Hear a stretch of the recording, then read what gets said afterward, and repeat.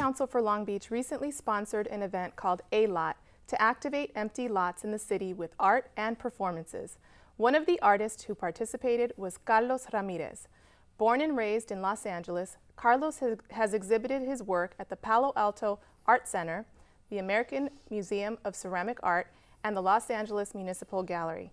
Currently, he teaches ceramics at Pasadena City College. Welcome. Great to be here, thank you. Talk about your recent participation in A-Lot. This was no solo show. Ordinary people were collaborators with you, right? Can you describe the project a little bit? Yeah, that's right. We asked visitors to participate in the project. That's actually a big part of the proposal that I submitted, was to have the community actually engage with the work in a way that went beyond kind of a viewer experience where you'd come to a traditional setting and see a work of art, and if you came back 2 weeks later, it'd still be the same thing. So I wanted to make basically a monument. So it was a temporary monument made out of clay that was unfired for the city of Long Beach, but that was made by the city of Long Beach. So actually, even in the design phase, I ultimately make tiles and have visitors come and press clay into tiles, so people get to come and touch clay and then place those tiles onto this monumental structure that I built. So over the course of 2 weekends, we asked the public to come and participate and make tiles with me. And just on the last note, the actual tiles themselves were designed by youth of Long Beach as well. So during a weekend prior to the project, I set up a whole workshop at a Lions Club benefit here in Long Beach.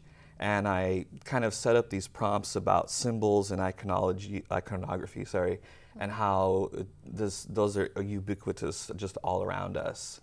So I asked youth to kind of harness those symbols themselves, maybe to people they look up to, or something they aspire to be, and kind of create a symbol based on that. So then I took those images and those drawings and then made molds of their own drawings. They drew them, you created the mold, it went onto clay, and you created a collage monument. That's right. Is that right? Yeah. Okay, I think I've got it. Why did you want people to get involved instead of just doing something to sort of highlight, you know, the work that you do? Yeah, I mean, I just really wanted people to engage, and there's something about making work with clay that other people always want to touch clay. It's a visceral experience. So I had thought about that a lot. I still make finished or fired work that's in glaze, kind of more in the traditional sense, but I really wanted to engage viewer, to let them be able to touch the work. You know, you go into any museum or gallery, you're definitely not supposed to touch. Hands off, yeah, right. Yeah, exactly. So I wanted the viewer to be able to touch the clay, and also to invite people and give people another reason to come back after the opening or after the big event to have another event.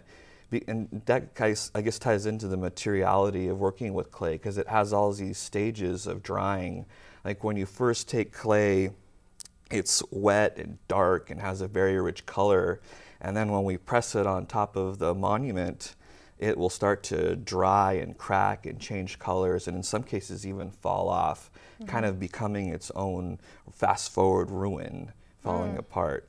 So there's a couple different reasons that I want, but most of all just the main engagement, letting people have fun and take part and maybe see how much fun I get, the enjoyment that I have out of working with clay, and just really share that experience. Yeah, I have to tell you, when you look at the video, you can't help but be reminded of kindergarten and when you got to play with clay. And tell me why you think more people should just do art. I mean, because that's the whole reason why I feel I make work, or trying to make art on a good day, is it's a way of telling a story or expressing yourself in a way that nothing else works. You know, you're driven to that to tell a story or to get something out in a way that like a verbal exchange or a written word doesn't work. And it's just this other outlet that just enriches people's lives and communities, and also just to engage people maybe with more underserved neighborhoods. Like I grew up in Highland Park, so I didn't get to grow up necessarily around these well-funded arts programs. So it's nice to be able to be part of something like A Lot, where we're taking art out to the public, taking art to the people. And then not only that, but then giving them a chance to come and partake and participate in the project itself. Yeah, many arts advocates say that art appreciation begins at home or in the school. Can you tell us a little bit about your experience and how you developed this passion for art? Yeah, I mean, like I said, it wasn't necessarily always part of my school, but my family always kept me around it, taking me to museums and trying to enrich me in that way. And I actually even remember taking an after-school like comic book drawing class as I was a kid here at Cerritos College. It was like a summer course. So I was always interested in drawing and painting, and so the being around it, and it was very important that it be in schools and be taught, and that definitely planted the seed. And when did you know that you wanted to be an artist? Like, when did it really? Yeah, that's a tough question because there wasn't ever like an aha moment. I always was kind of gravitated towards it, but I wasn't one of those people that just woke up one day or just knew whatever it is. Like, I knew I wanted to be an artist, or I knew I wanted to be a senator or whatever. I never had that. I think for me it was a slow burn that I kept coming to through, and it had a lot to do with my education too, going to community college, Cal State, and then to get my master's degree. It just kept getting reinforced at each level how important it was in my life, and to continue to do that. Can you talk a little bit about your art? How would you describe more about your art besides the A-Lot project? How would you describe it to a lay person? Definitely. I like to say that my work is a collision of influence, and it kind of revolves around Mesoamerican architecture and 1980s video games. Wow.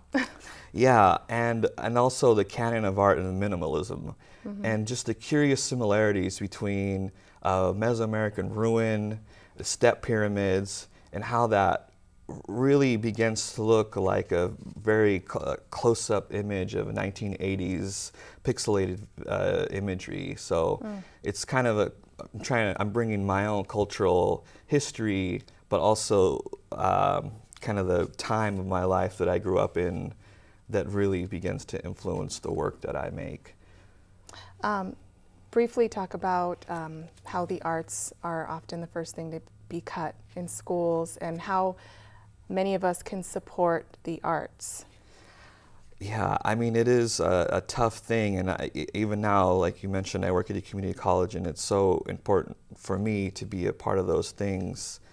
But it is a tough thing, and it is important. I just feel like, because like the Arts Council Long Beach is doing this great thing, and then just getting the word out in this public forum to let people know that there are these, creating the space for it, and then letting people know that there is there for them. Making people feel welcomed, right? Yeah, bringing people, and that's another major part of the thing. Like, I didn't grow up, like I said, going to galleries or these maybe more fine art areas, and that's why maybe like you said, when I want to be an artist, it felt for a long time like something far away, or something that was this other world, and then maybe I did realize that it's something that it can be part of my life, and then just kind of getting that awareness more out into the public.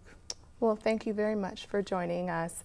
If you want to see more and learn more about Carlos Ramirez's art, you can go here.